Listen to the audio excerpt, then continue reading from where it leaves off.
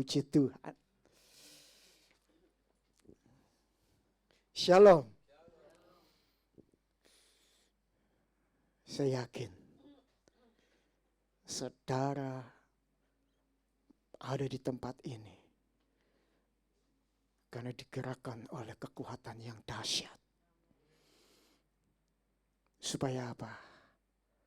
Supaya kita memperoleh berkat Tuhan. Amin. Haleluya.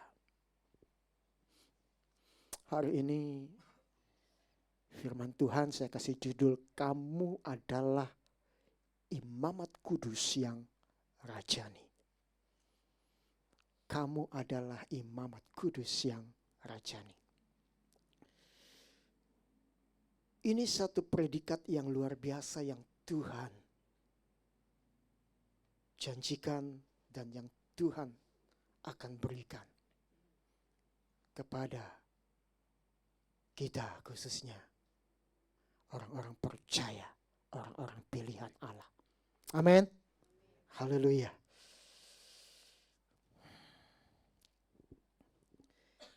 Saya ingin mengajak kita membaca terlebih dahulu di dalam 1 Petrus pasal kedua ayat pertama sampai ke-10. Ayat pertama sampai ke-10. Tentunya ibadah Kemis, ibadah yang kita bisa dipuaskan dengan hadirat Tuhan, dengan waktu yang cukup. Ya, puji Tuhan. 1 Petrus 2 ayat 1 sampai ke-10 dikatakan, Yesus Kristus batu penjuru. Karena itu buanglah segala kejahatan, segala tipu muslihat dan segala macam kemunafikan, kedengkian dan fitnah. Dan jadilah sama seperti bayi yang baru lahir, yang selalu ingin akan air susu yang murni dan yang rohani, supaya olehnya kamu bertumbuh dan beroleh keselamatan. Jika kamu benar-benar telah mengecap kebaikan Tuhan dan datanglah kepadanya, batu yang hidup itu yang memang dibuang oleh manusia, tetapi yang dipilih dan dihormat di hadirat Allah.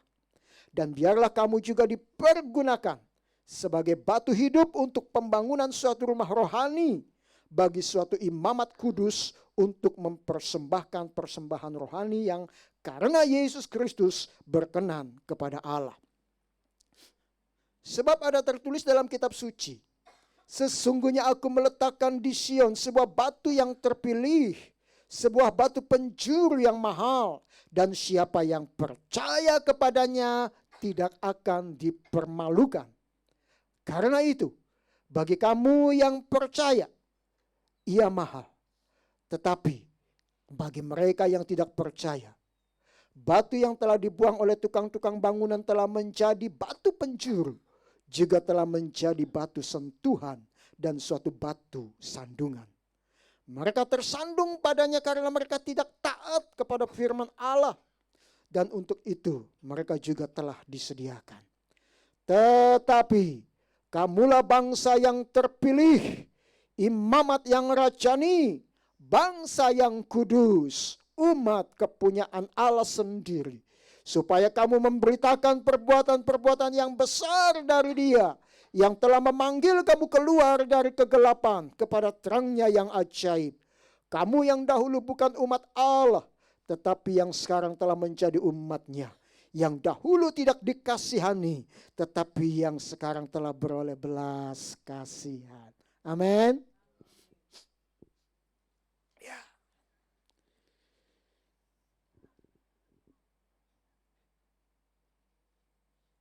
Ayat ini ditulis oleh Rasul Petrus sebagai peneguhan dan penguatan bagi iman orang-orang percaya.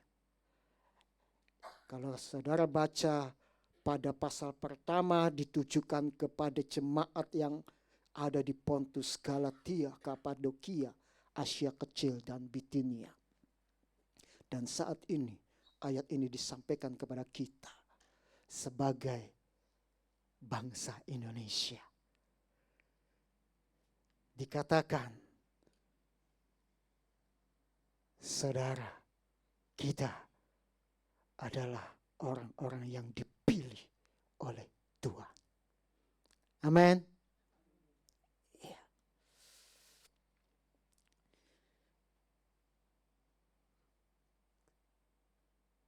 Ayat ke-9. Saya akan bacakan kembali. Ini yang ingin menjadi penekanannya adalah, tetapi kamulah bangsa yang terpilih. Siapa? Kita yang hari ini sedang mendengar. Imamat yang rajani. Bangsa yang kudus, umat kepunyaan Allah sendiri.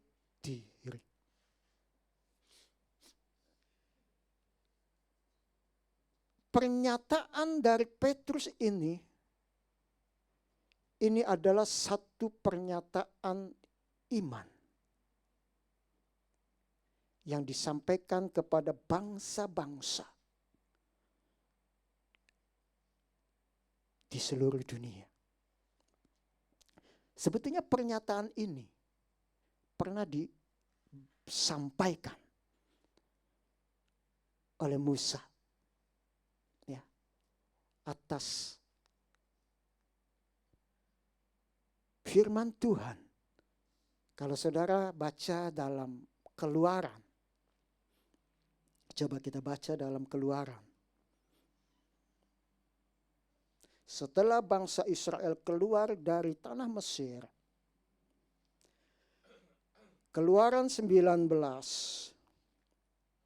ayat ke-5 dan ke-6.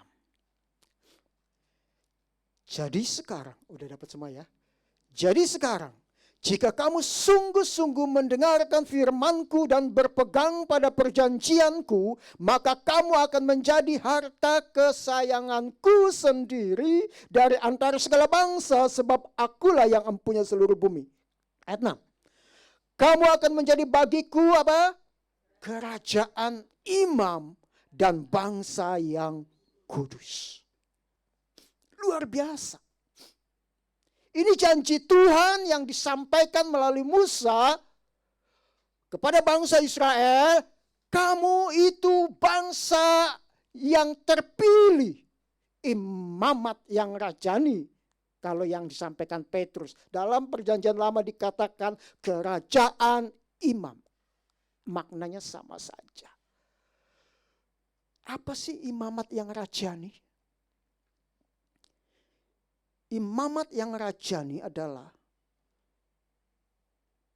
seorang imam yang mempunyai karakteristik seorang raja atau seorang imam. Seorang imam yang mempunyai karakteristik seorang raja.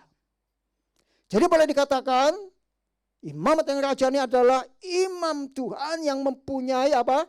Kuasa dan otoritas. Ini yang dijanjikan Tuhan bagi bangsa Israel. Jadi setiap orang Israel itu adalah imam di hadapan Tuhan, tetapi bukan imam sembarangan. Imam yang berkerajaan. Imam yang memiliki otoritas, imam yang memiliki kuasa.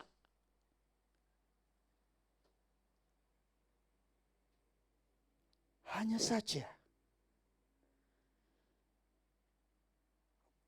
bangsa Israel tidak sanggup mengemban predikat ini. Kenapa?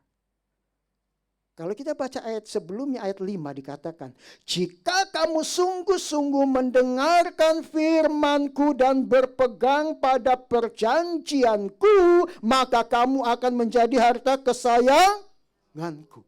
Masalahnya di sini. Bangsa Israel tidak taat kepada firman Tuhan dan perjanjian dengan Tuhan. Sehingga predikat yang seharusnya mereka miliki sebagai kerajaan imam itu Dan akhirnya Tuhan berikan predikat ini kepada salah satu suku daripada Israel, yaitu suku Lewi.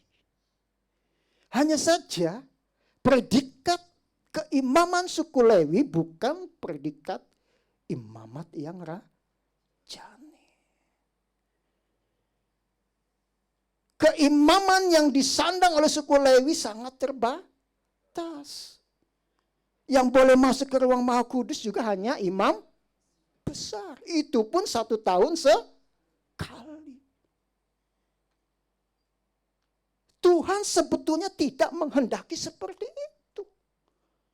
Tuhan menghendaki setiap orang, setiap bangsa Israel, setiap pribadi, engkau adalah imam yang berotoritas.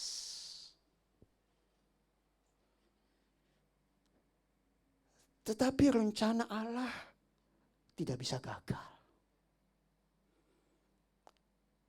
Israel boleh gagal, tetapi rencana Allah tidak boleh gagal dan tidak akan gagal.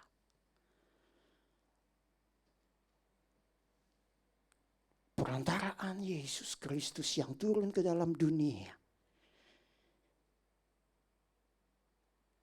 Dia sudah hadir. Dikatakan dalam Ibrani. Yuk kita baca dulu Ibrani.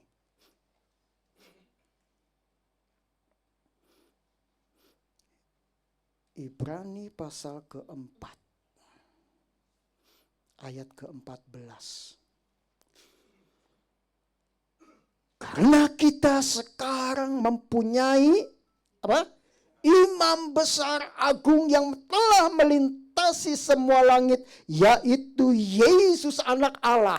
Baiklah kita teguh berpegang pada pengakuan iman kita. Ayat 16, sebab itu marilah kita dengan penuh keberanian menghampiri tahta kasih karunia, supaya kita menerima rahmat dan menemukan kasih karunia untuk mendapat pertolongan kita pada waktunya. Israel boleh gagal menyandang predikat itu, tetapi Yesus datang untuk memulihkan manusia akhir zaman. Petrus katakan, kamu adalah imamat yang rajani. Setelah apa? Setelah Yesus menjadi korban tebusan, menebus setiap kita. Hubungan manusia dengan Bapa di surga dipulihkan. Dan predikat imam yang rajani itu diberikan kepada kita.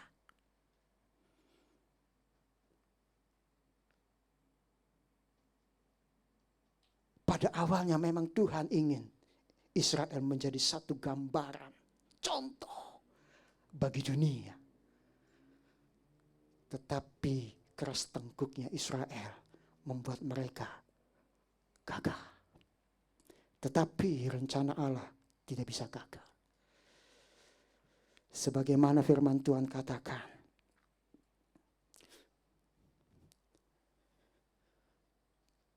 pohon zaitun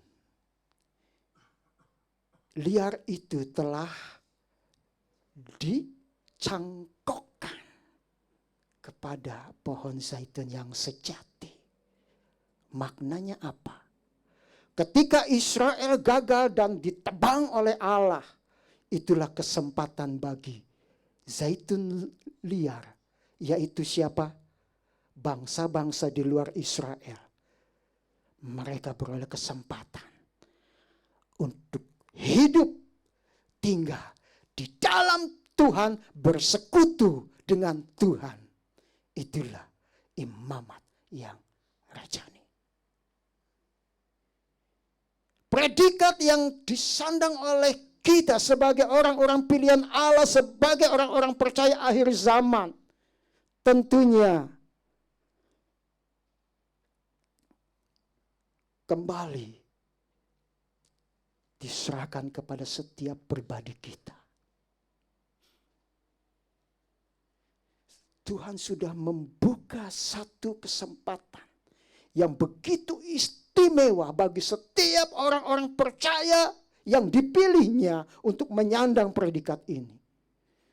Tinggal bagaimana kita meresponinya. Amin. Kembali kita ke 1 Petrus tadi. 1 Petrus pasal yang kedua. Ayat yang pertama. Tentunya untuk kita bisa menyandang predikat ini.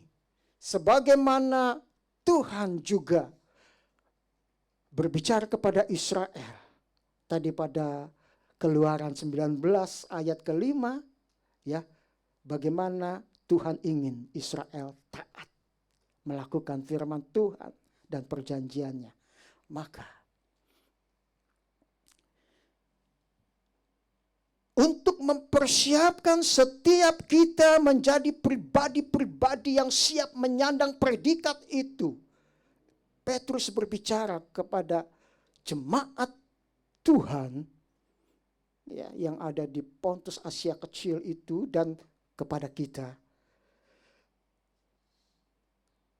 Karena itu, buanglah segala kejahatan. Segala tipu muslihat, segala macam kemunafikan, kedengkian, dan fitnah.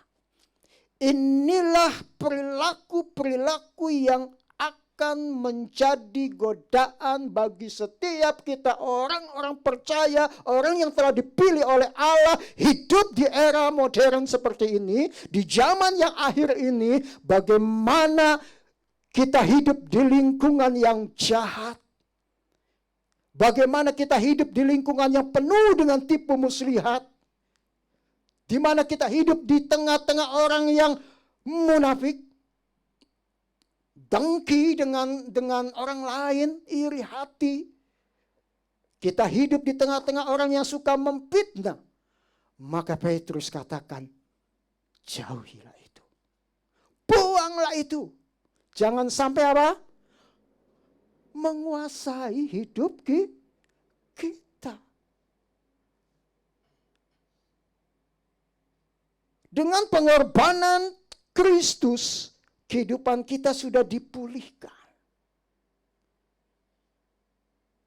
Boleh dikata kehidupan kita ada pada kondisi sebagaimana ketika Adam dan Hawa diciptakan awal mula. Kondisi yang sudah dikuduskan, yang sudah disucikan. Dan persoalannya adalah bagaimana kita mengisi hidup kita dari hari ke hari. Agar apa? Predikat yang Tuhan ingin berikan itu kepada kita, kita bisa capai. Yang pertama, Petrus ingatkan, buang.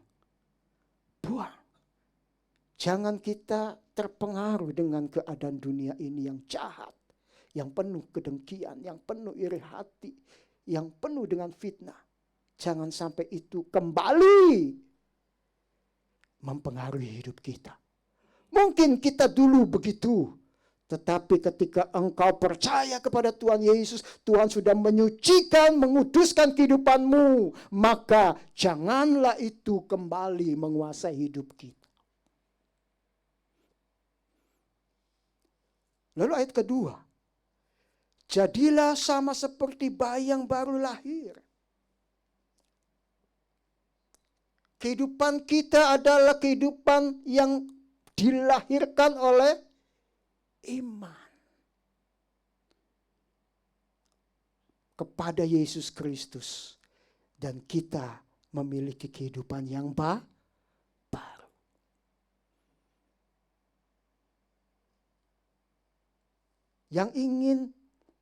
Yang selalu ingin akan air susu yang murni dan yang rohani.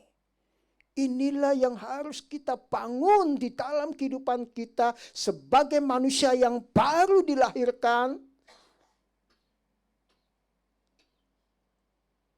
kita harus terus mengisinya dengan susu yang murni. Dengan apa?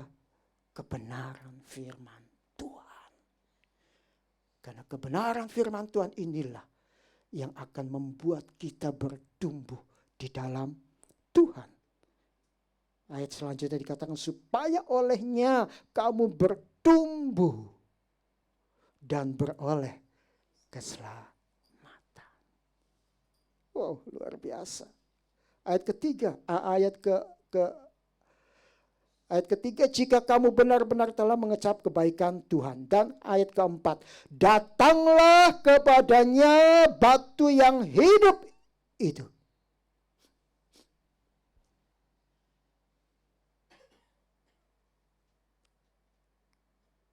Jangan kita datang ke tempat lain. Datanglah kepada Tuhan Yesus.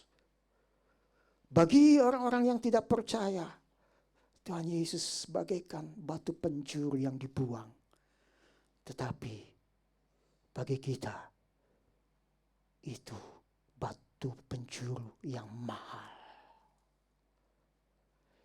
Yang benar-benar kita harus datang kepada Dia. Untuk apa? Pastinya, kalau kita datang kepada Tuhan, di sanalah sumber pertolongan, di sanalah sumber kekuatan, sumber kehidupan yang akan diterima oleh orang-orang percaya yang mau datang kepada Dia. Tuhan ingin kita sebagai orang-orang akhir zaman tidak menjadi orang-orang yang gagal sebagaimana Israel. Tetapi kita harus menjadi orang-orang yang berhasil menyandang predikat itu. Dan Tuhan tidak main-main. Belajar daripada Israel. Tuhan tahu. Tuhan tahu. Kembali coba kita Ibrani 4. Ayat ke-14.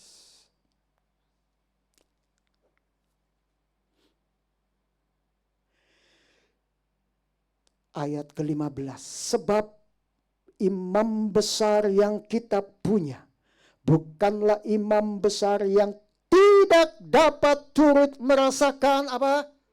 Kelemahan-kelemahan kita. Sebaliknya sama dengan kita, ia telah dicobai. Jadi kalau kita dicobai, Tuhan juga sudah dicobai.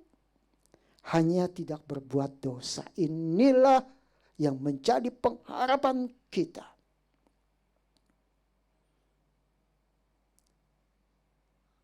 Oleh kekuatan daripada Tuhan.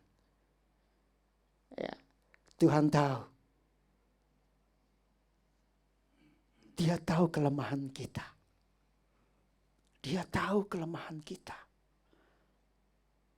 Oleh sebab itu, Tuhan utus siapa? Roh Kudus. Untuk apa? Roh Kudus yang akan menolong kita. Mengingatkan kita, mengajar kita, menuntun kita untuk tidak apa? Menyimpang. Untuk tidak terpengaruh dengan kondisi dunia ini. Tinggal bagaimana kita dengar-dengaran akan suara Roh Kudus. Disinilah perlunya apa? Dipenuhi Roh Kudus. Dipenuhi Roh Kudus. Kita sudah belajar bersama. Berarti kita ada dalam otoritasnya. Dalam pimpinannya. Dalam kuasanya. Dan ketika kita menempatkan diri di bawah otoritas Roh Kudus. maka Roh Kudus menjadi jaminan bagi keselamatan kita. Ketika engkau hidup di bawah otoritasnya, engkau akan dibawa masuk. Sehingga tadi dikatakan, sebab itu marilah kita dengan penuh keberanian menghampiri apa? Tahta kasih karunia. Tidak ada lagi ketakutan bagi orang-orang percaya ketika harus datang kepada Tuhan.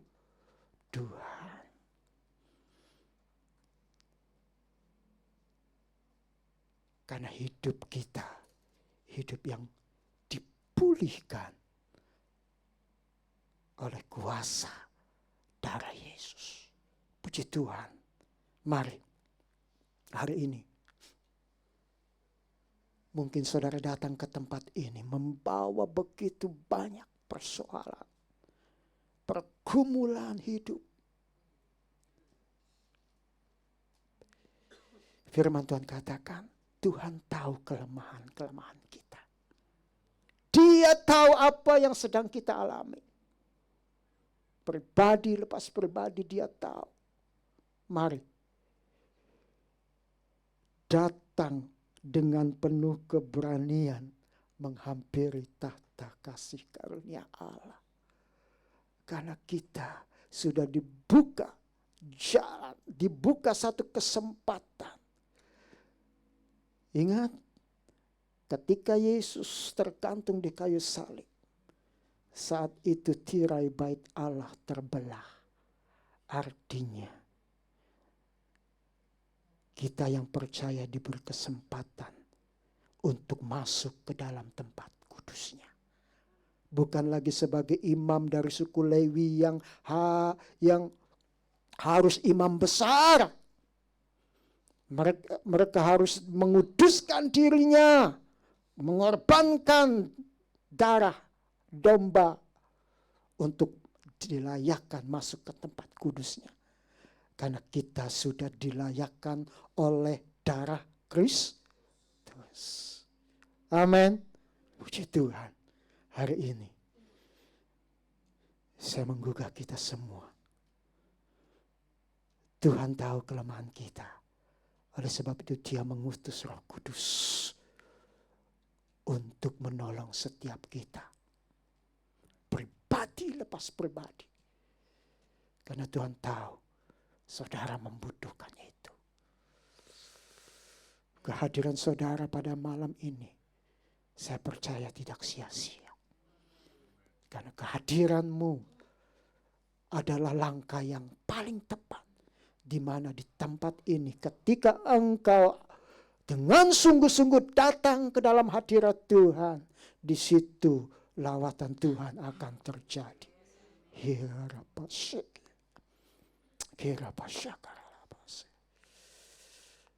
Mari kita bangkit berdiri.